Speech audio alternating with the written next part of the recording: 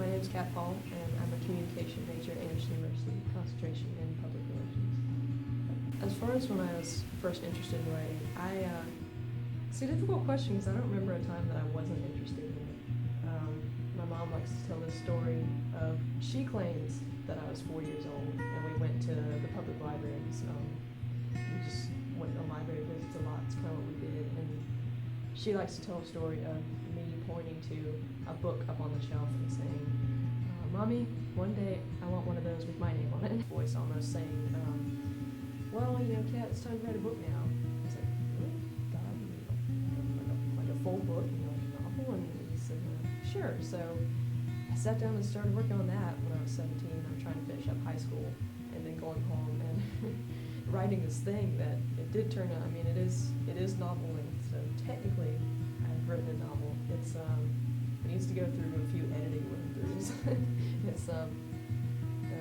But so as far as putting myself out there, I submitted that to a publisher one time. Of course, got rejected, but it was exhilarating. As far as what I'm interested in writing in, it definitely, I guess, has changed over time.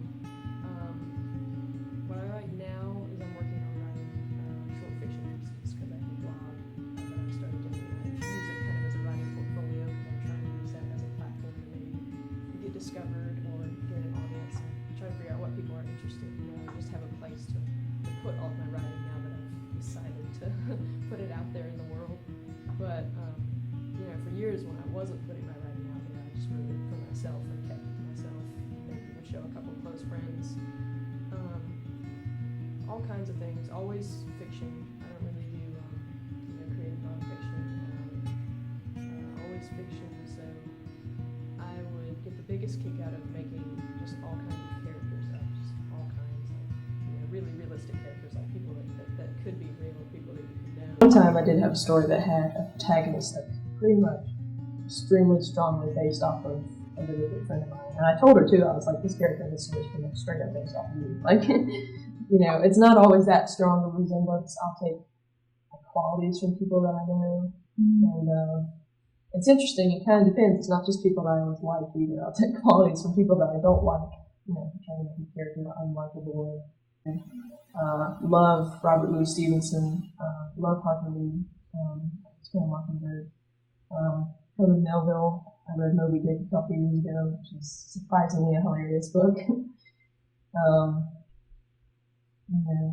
Edgar Allan Poe I'm a fan of, and one of my new favorite short horror writers that people haven't heard of is Algernon Blackwood. But I guess the greats of classic literature can really, really inspire me. As we think about classic literature, and I've had long conversations with people about this, and what makes it classic is it's got these universal truths that don't get old over time. They stand the test of time, and there's always a reason for that. So whatever they're talking about, people can relate to centuries after it's been written. And that's just something great to me. So I kind of went through these classic works, like, teach me your secrets, tell me how you make something that stands the test of time that much, that means that much to people. It's just a crazy thing. When I first started seriously getting into writing on a regular basis, like I said, I was always interested in it, but trying to make myself write on a consistent basis. I thought about that a lot. I thought about, should there be some kind of, should I have some kind of mountain hideaway or some kind of secret room or place that's, or go to a park or go to a coffee shop, like that cute little idea that people have, of which I'm sure some writers are actually like that. But I took a picture one time and sent it to my best friend, showing her what my writing process looked like. And I was on the floor of my dorm room, like on my stomach like this. I had myself propped up with pillows. I was in my pajamas, I hadn't gotten dressed all day, and was like surrounded by this pudding cup and like empty Easy Mac containers. And I sent it to her, I was like, this is what the writing process looks like. It's not glamorous at all.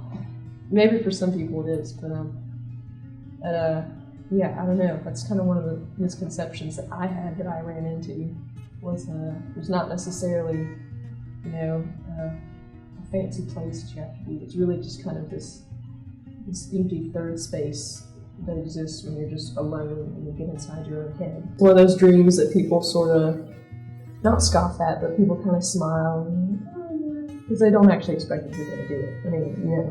you talk about something like being an artist or acting or going into fashion, or and people just kind of smile at you and let you believe that because they don't think you're actually going to make anything of it. So I knew that I was going to need some kind of something during the day so that I could go home and make up stories.